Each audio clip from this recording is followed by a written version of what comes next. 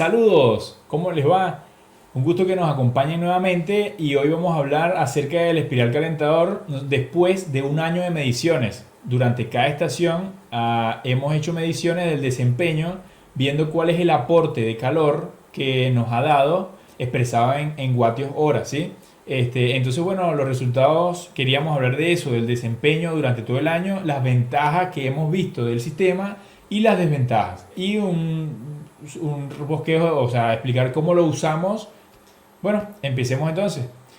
Primero, mostrando los valores, ¿sí? Nosotros tenemos acá, empezamos la medición en otoño de 2020 y obtuvimos 269 watt hora en un día, en el momento de la medición. Entonces, eso cayó obviamente en el invierno a 153, en primavera tuvimos 307 watt hora y en verano 537 watt hora. Les mostramos acá la tablita, la gráfica y todo para que queden los datos. En otoño y primavera, el diferencial de temperatura, de la temperatura inicial a la temperatura que es de la salida del agua después de pasar por el serpentín, fue muy similar en otoño y primavera. Estamos hablando de que en otoño fueron 7 grados de delta T y en primavera tuvimos 8 grados. En otoño, también ese día que medimos había mucho viento y un viento frío, así que bueno, eso también hace que le robe calor al serpentín. Bueno, esas son las condiciones ambientales en las que se midió y bueno, es un grado menos, pero muy parecido en realidad, ¿sí? Así que el aporte energético del espiral calentador durante estas dos estaciones fue muy similar. La diferencia más grande ocurrió obviamente entre el verano y el invierno, ¿sí? Estamos hablando de un delta T de 14 grados en verano contra 4 grados en invierno. Bueno, esto sí es tremendo porque logramos una temperatura en el agua de 40 grados centígrados en el verano. Para mí, por ejemplo, eso es más que suficiente. Incluso yo ni uso agua caliente en verano.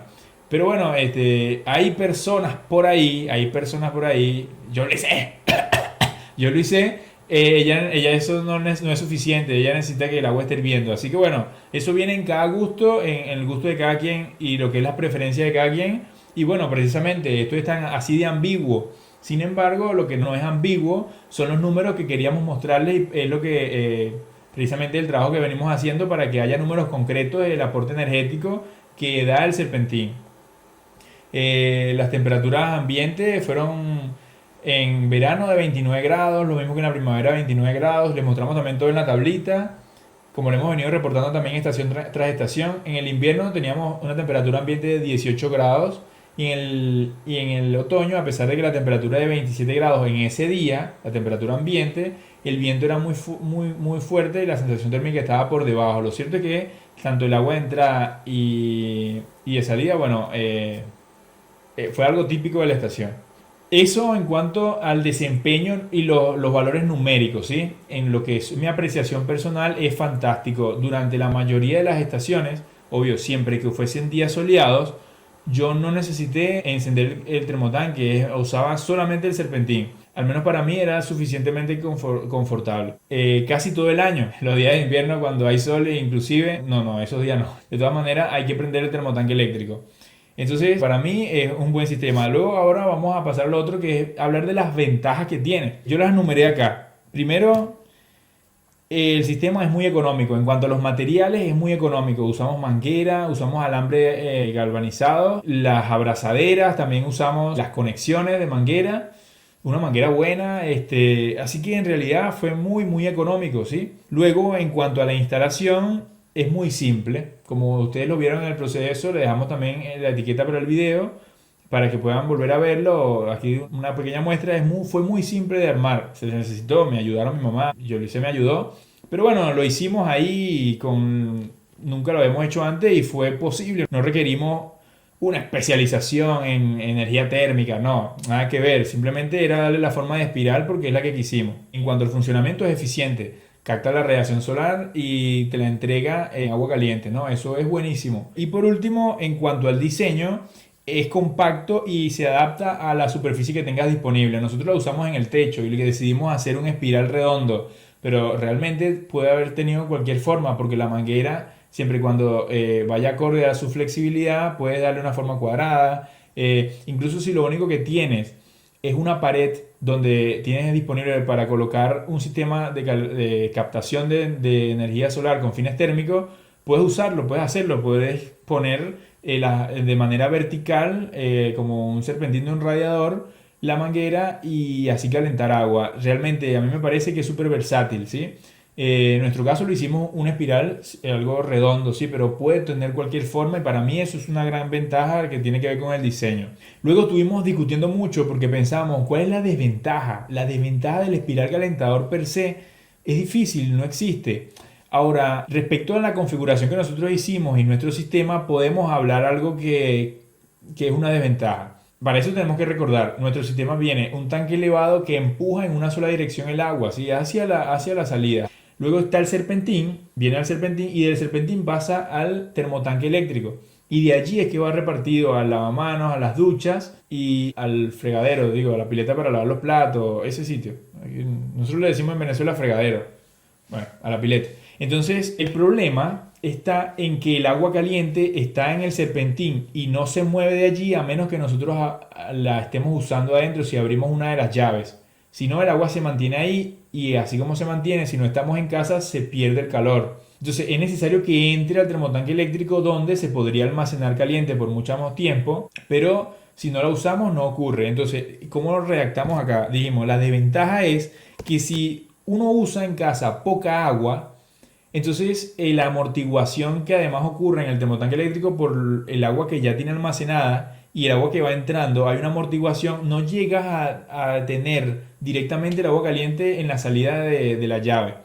Entonces es bien entrado el día o a medida que vas descargando el termotanque eléctrico, que entra el agua caliente del serpentín y empiezas a beneficiarte de ella. Eso en las estaciones de mayor calor, digamos, sí, casi todo el año, en otoño, primavera o en verano, sobre todo en días de mucho calor. Si no prendes el termotanque para disfrutar del agua caliente, tienes que drenar un poco de ella. Pasa entonces en las mañanas que es necesario que el termotanque trabaje y eleve la temperatura de esa agua inicial. A medida que tú la vas usando en el día, pues entonces empiezas a beneficiarte. Entonces, si usas poca agua o si llegaste en la tarde de trabajar y no se usó nada, primero que vas a usar no va a ser el beneficio del espiral calentador. Eso sería una de las desventajas. Ese efecto amortiguador que hay en el termotanque y que son 60 litros que están allí, depende de la capacidad del termotanque, pero en nuestro caso son 60 litros que tienen que ser desalojados para que puedan o calentados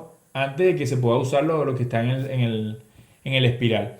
Como balance general yo lo recomiendo, me parece que es eficiente, que es muy barato, es la única desventaja que vimos y obviamente pues lo recomiendo, lo super recomiendo. Hace un par de semanas, hace un mes casi, una persona me preguntó cómo podría, si eso serviría para calentar una piscina, una pileta durante el verano.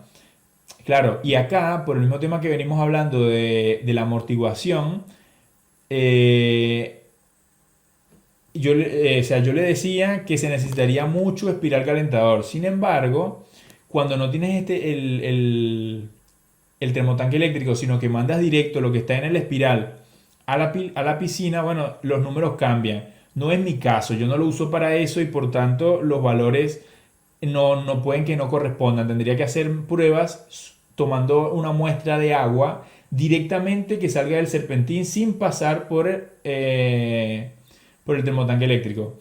Y bueno, esas mediciones no las he hecho, así que bueno, sería interesante hacerlo sin embargo y ver porque esa agua se mandaría directamente a la piscina y el efecto amortiguador en vez de tener lugar en el termotanque eléctrico tendría lugar en la piscina. No obstante, los cálculos y los mecanismos que tenemos para determinar la cantidad de calor son válidos, es lo mismo.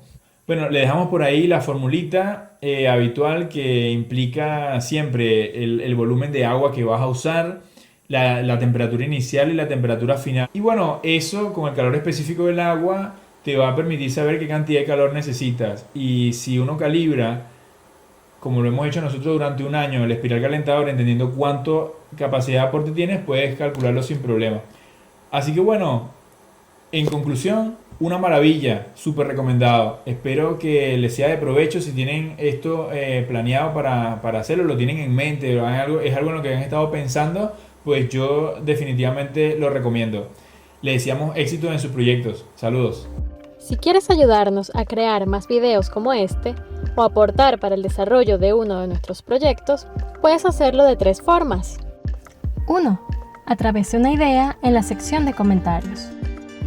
2. Si es monetario, mediante los links de pago o la dirección de Bitcoin que dejamos en la descripción del video. O 3. Si es con materiales o de alguna forma particular, contáctanos a nuestro correo solarmisiones@gmail.com. Nos vemos. Chau, chau.